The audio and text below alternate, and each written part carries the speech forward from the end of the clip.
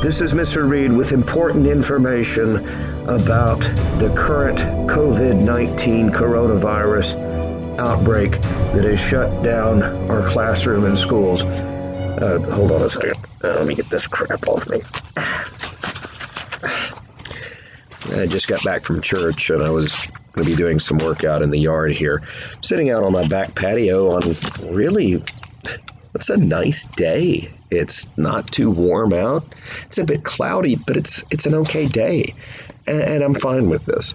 Look, I'm really sorry that classes have been canceled for the time being. I know a lot of people are wanting to click their heels at some time off, but this does raise some important questions about how are we going to be handling things? How are we going to be handling getting the credits and the necessary seat time for graduation? The short answer for all of this is, I don't know.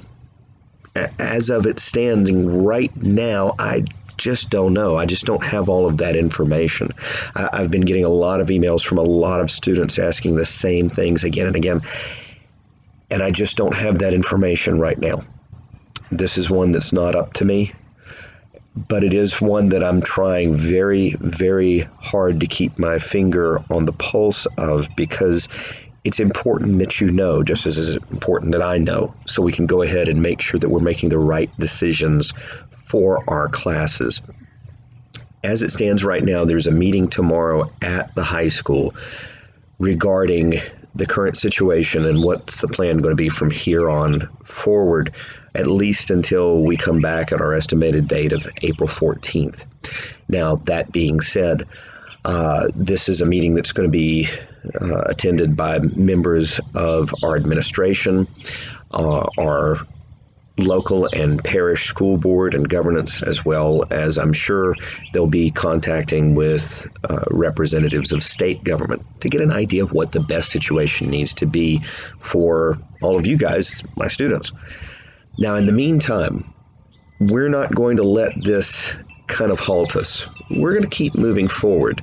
Making videos like this one might actually be a pretty great strategy for us to use, at least until we get some more information in the short term as to what to do next.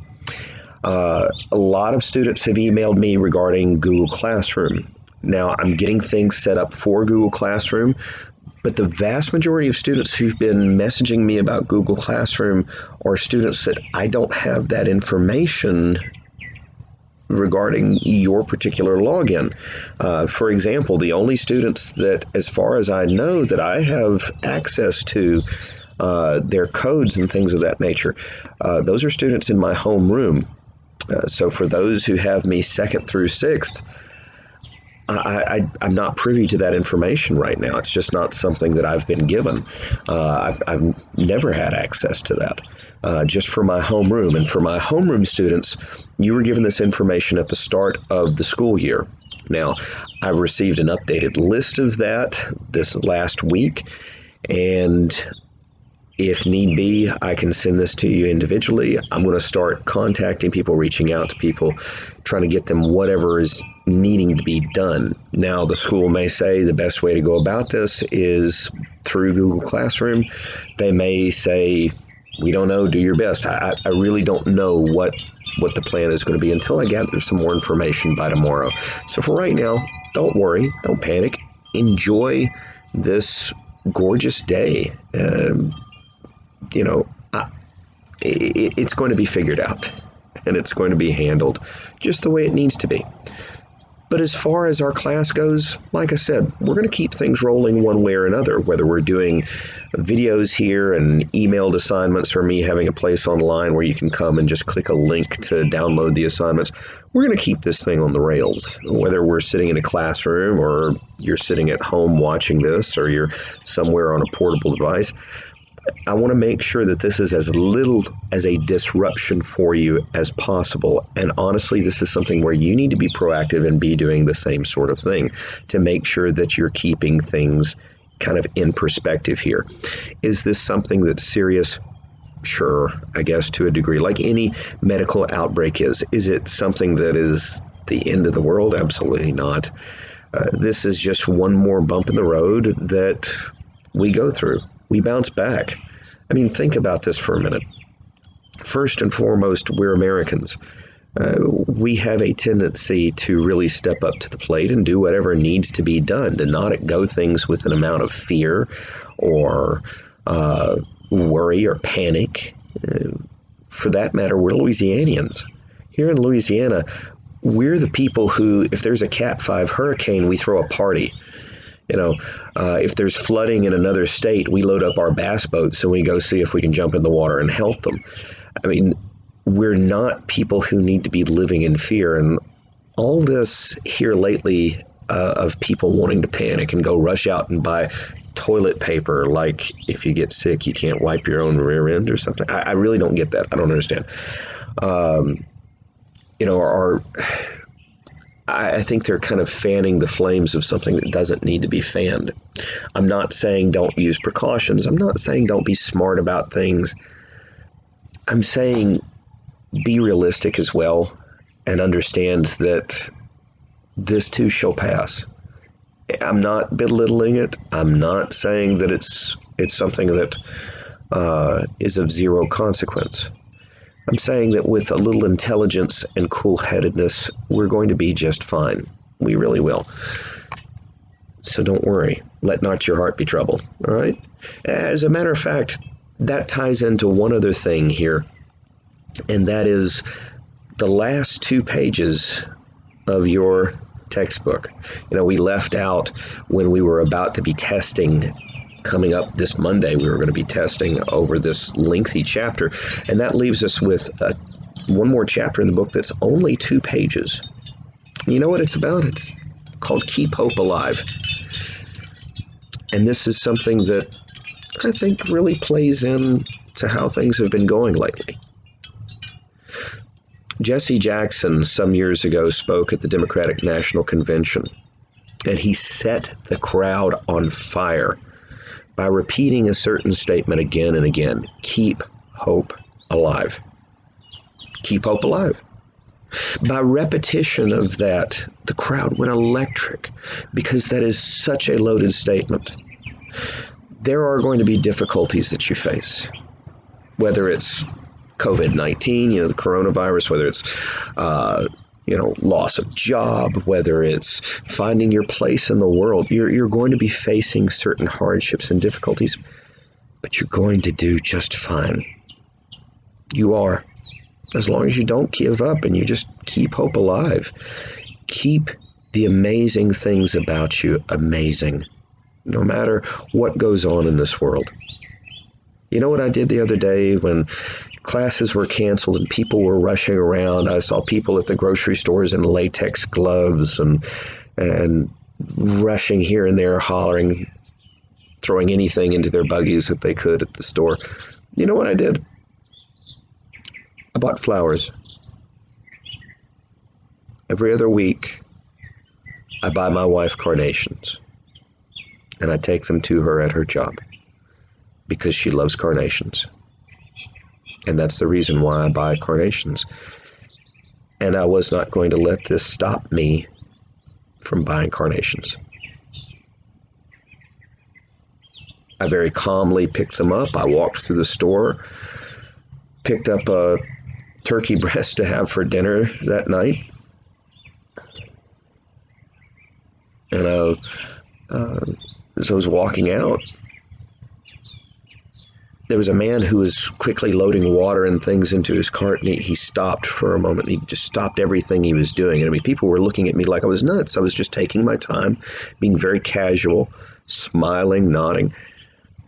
The guy stops everything he's doing and looks at me, and as I went by, he said, "Finally, there's somebody with his priorities in order." Your purpose in life is not panic. It's not worry. It's not to give up and despair. Your purpose is to keep hope alive, to keep pushing forward and do the things that you do so well to the best of your abilities every single day. To try to improve, to try to be a better person today than you were yesterday. Not to fret. Not to not to spook, because there's some new challenge, whether it's a disease or whatever. Keep hope alive. You should be looking through this 7 Habits book of highly effective teens that you have written by Mr. Sean Covey, and you ought to be seeing, how can I apply this into my everyday life? How can I use this to keep hope alive?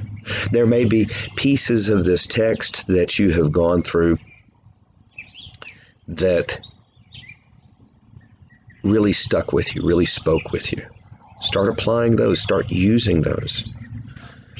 Don't try to tackle everything all at once, but identify the parts of your life that we've been talking about now for months where you know you need change, and start enacting that change. If you want a way to learn this and to start living this, here's an idea. Start doing what I did. Start teaching it to people. Because the more you teach this to people, the more solidified it's going to be in here and here. Keep that hope alive. That's the end of our discussion for the 7 Habits of Highly Effective Teens. When we're going to test to over sharpen the saw, well, I'll let you know as soon as I'm able to peg that down with administration. But until then, just keep hope alive. It may be days, it may be a month before we see each other in the classroom. Keep hope alive. No matter what you do, where you are in your daily life, keep hope alive. Whatever you do, try to make your mark. Leave footprints behind in the sands of time. Don't sit down on your rear end, because no one wants to leave butt prints in the sands of time. But leave your mark. Leave this world a better place than you found it. Make sure that it was a better place just because you were here for a short time. No matter what is bothering you, what's bogging you down, what the issue may be. My one challenge to you as we finish out this book is to simply keep hope alive. Keep hope alive. Now, that does it for me and for this video for today. Please share this video with other students. Let them know that they need to be checking back here regularly so that we can go ahead and let you know of any things that are taking place, any updates, anything that you're going to need to know, any lessons that we do for that matter video-wise. As a matter of fact, go ahead and subscribe to this channel. And don't forget to hit the notification bell. That way you can be getting updates on the regular. Anytime that I drop a video, you're going to have it right here, and you'll be updated with everything that I know as I know it. I'm going to deliver it straight to you. We'll be kind of modifying things as we go with whatever the need may be, because we're rebels. We make it work. It's what we do, and we keep hope alive. Until next time, can of tomatoes.